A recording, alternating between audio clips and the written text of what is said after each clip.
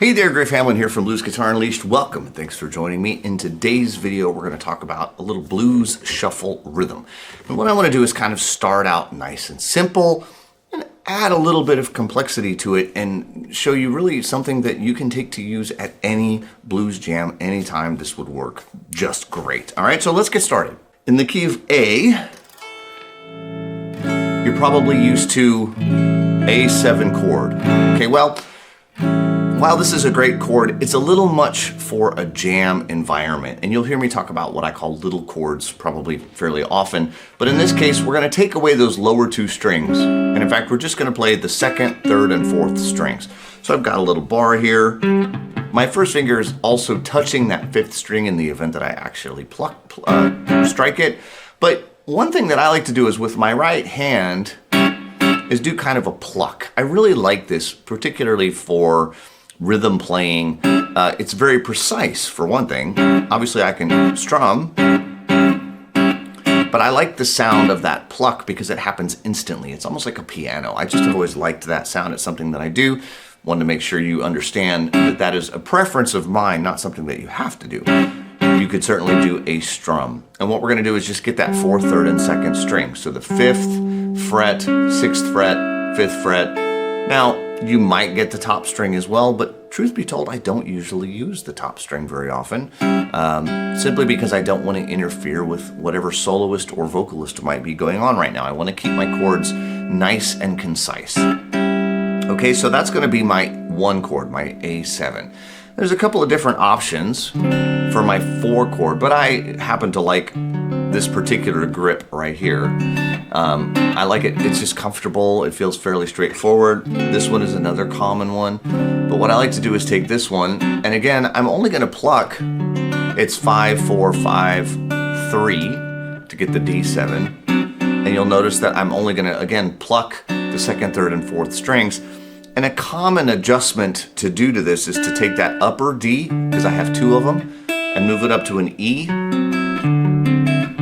And now I have a D9, and this is a really, really common move for the four chord. And again, I'm not playing the fifth string.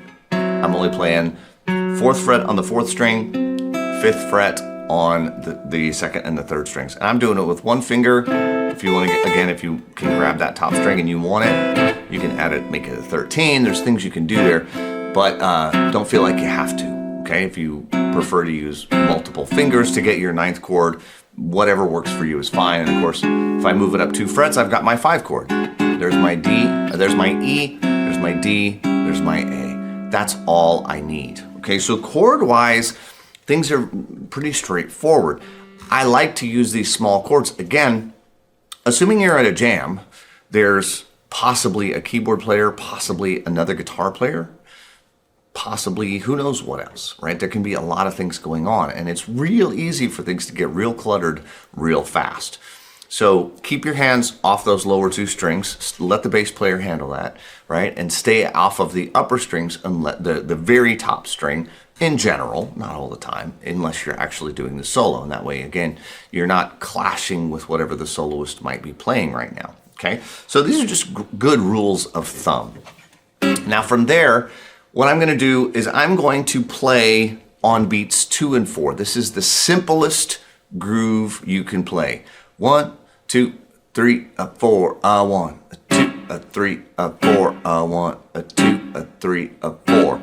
And you'll notice that I'm just hitting it and quitting. It's a hit and quit. It's very quick, like a little stab. Think of like a horn section. 1, 2, 3, 4, 1, 2, 3, 4, 1, 2, 3, 4, 1, 2, and I keep going through my 4 chord. 2, 3, 4, 1, 2, 3, 4, 1, 2, 3, 4, 1, 2, 3, and then my 5 chord. 2, 3, 4, 1, 2, 3, 4, 1, 2, 3, and then my 5 chord. 1, 2, 3, 4, and that's how you want to be able to play it.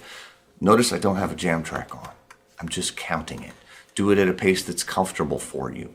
Get that pace to where it's 1, 2, 3, 4, 1, 2, 3, 4, and that should be easy. 1, 3, 4, 1, 2, 3, 4, 1, 2, There are a bajillion, and I'm sure that's a real number, shuffle in A jam tracks available, probably on YouTube alone.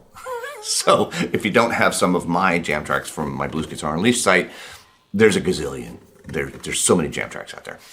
However, that doesn't matter. Make sure you can count it first.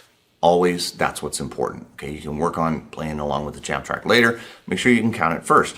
Okay, so that's the easiest thing. Now, I do live sessions. I do these live workshops. They last about a week, Blues Guitar Unleashed live.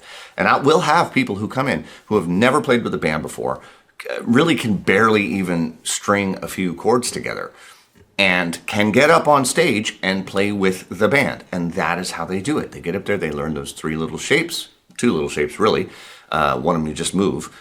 Those two little shapes, play on the 2 and the 4, they fit right in. They can play almost any song. If it's a slow blues, 1, 2, and a 3, and a 4, and a 1, and a 2, it still works just fine.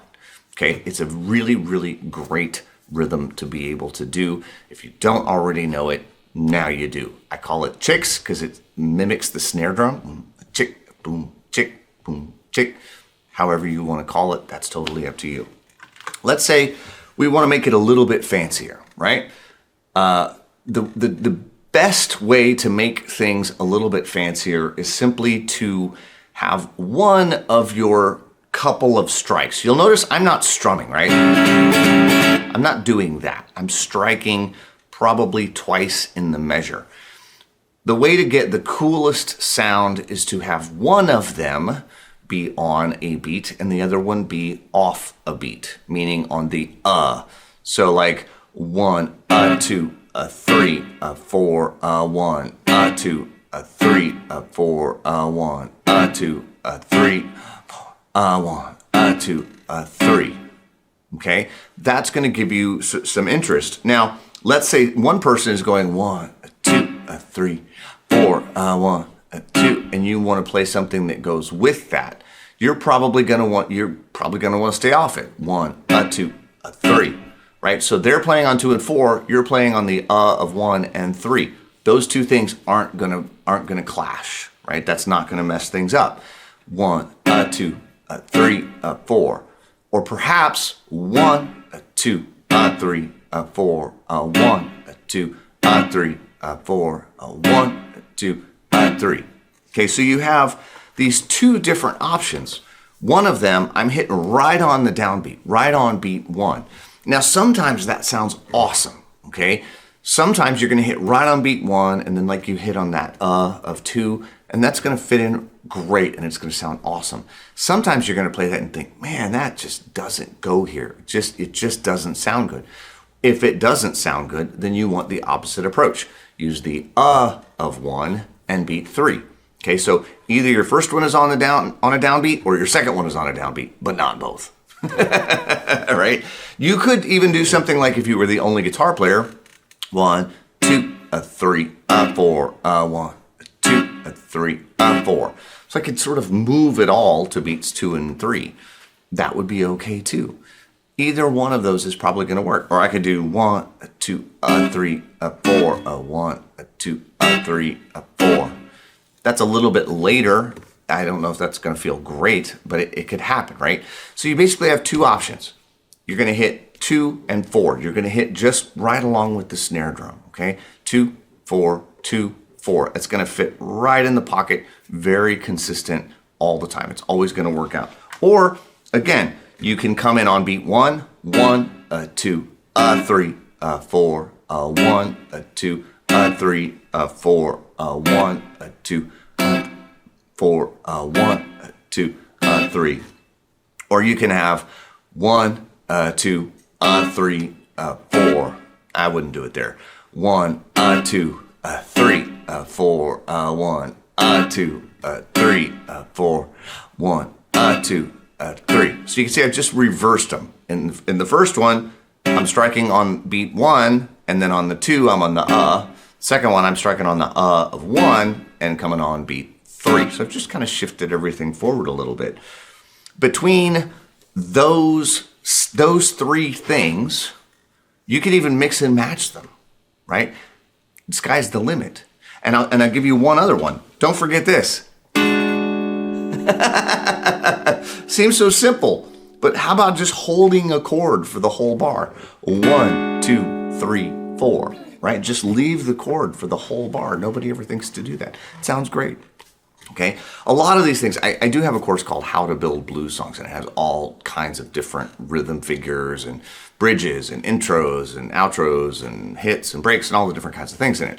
But these are the fundamentals, right? This is the basic blues fundamentals. These are also on Blues Guitar Unleashed course. This kind of stuff is just so, like, this is your meat and potatoes. You will use this stuff all the time, okay? So now that you know what you're looking at, I'm going to play a little bit for you on the way out.